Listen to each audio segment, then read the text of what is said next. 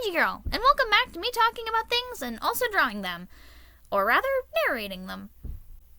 This idea was originally supposed to be a series where I take scenes from different horror novels and draw them throughout the month of October, but as you can see by my past few videos, I've been up to my neck in animation parts, and besides, my books haven't come in from the library yet. But hey, may as well do what I can. This scene happens to come from a favorite story of mine, a classic tale of mad scientists, giant monsters, and the consequences of your own actions. But we may want a little bit of context here first. Ever since he was a small child, Victor Frankenstein has had an intense curiosity for all things pertaining to science, but after going to university, this interest has evolved into an all-consuming obsession, and at some point the man ends up with a full-on god complex. You can probably guess where this is going. Turns out this endeavor may have actually been a terrible, terrible idea, or maybe Victor should have taken a sewing class. This is the monster's description from Chapter 5 of Frankenstein, or the Modern Prometheus, by Mary Shelley.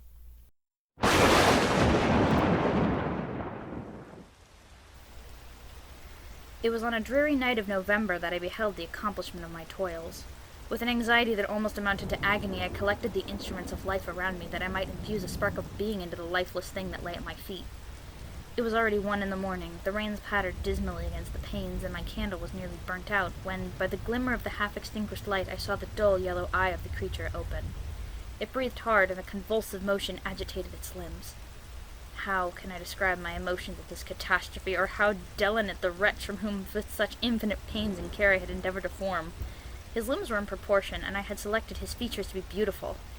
Beautiful, great God! His yellow skin scarcely covered the work of muscles and arteries beneath, his hair was a lustrous black and flowing, his teeth of pearly whiteness, but these luxuriances only formed a more horrid contrast with his watery eyes that almost seemed the same color as the dun white sockets in which they were set, his shriveled complexion and straight black lips. The different accidents of life are not so changeable as the feelings of human nature. I had worked hard for nearly 2 years for the sole purpose of infusing life into an inanimate body. For this I had deprived myself of rest and health. I had desired it with an ardor that far exceeded moderation, but now I had finished. The beauty of the dream vanished, and breathless horror and disgust filled my heart. Unable to endure the aspect of the being I had created, I rushed out of the room and continued a long time traversing my bedchamber, unable to compose my mind to sleep. At length, lassitude succeeded to the tumult I had before endured, and I threw myself into the bed in my clothes, endeavoring to seek a few moments of forgetfulness. But it was in vain. I slept indeed, but I was disturbed by the wildest dreams. I thought I saw Elizabeth, in the bloom of health, walking in the streets of Ingolstadt. Delighted and surprised, I embraced her, but as I imprinted the first kiss on her lips, they became livid with the hue of death. Her features appeared to change, and I thought that I held the corpse of my dead mother in my arms. A shroud enveloped her form, and I saw the grey worms crawling in the folds of the flannel. I started from my sleep with horror. Cold dew covered my forehead, and my teeth chattered, and every limb became convulsed, when, by the dim yellow light of the room as it forced its way in through the window shutters, I beheld the wretch, the miserable monster whom I had created. He held up the curtain of the bed, and his eyes, if eyes they may be called, were fixed on me. His jaws opened, and he muttered some inarticulate sounds, while a grin wrinkled his cheeks. He might have spoken, but I did not hear. One hand was stretched out, seemingly to detain me, but I escaped, and rushed downstairs. I took refuge in the courtyard belonging to the house which I inhabited, where I remained the rest of the night, walking up and down in the greatest agitation, listening attentively, catching and fearing each sound as if it were to announce the approach of the demoniacal corpse to which I had miserably given life. Oh, no mortal could support the horror of that countenance. A mummy endured with animation could not be so hideous as that wretch. I gazed at him while unfinished. He was ugly then, but when those muscles and joints were rendered capable of motion, it became a thing even as such Dante could not have conceived.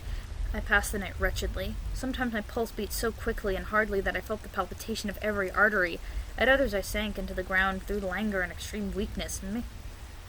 Mingled with this horror, I felt the bitterness of disappointment. Dreams that had been my food and pleasant rest for so long a space were now become a hell to me, and the change was so rapid, the overthrow so complete. Morning, dismal and wet, at length dawned, and discovered to my sleepless and aching eyes the church of Ingolstadt, its white steeple and clock which indicated the 6th hour.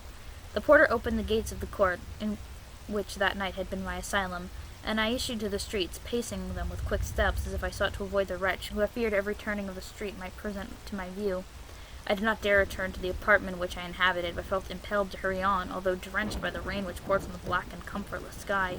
I continued walking in this manner for some time, endeavoring by bodily exercise to ease the load that weighed upon my mind. I traversed the streets without any clear conception of where I was or what I was doing. My heart palpitated in the sickness of fear, and I hurried on with irregular steps, not daring to look about me. So yeah, all that stuff about the monster, busting up the lab and escaping? Yeah, the movies made that up. The movies kind of made a lot up, but I've also never seen them, so I also haven't finished the book yet. But it's whatever. Anyways, guys, that's gonna have to be it for now.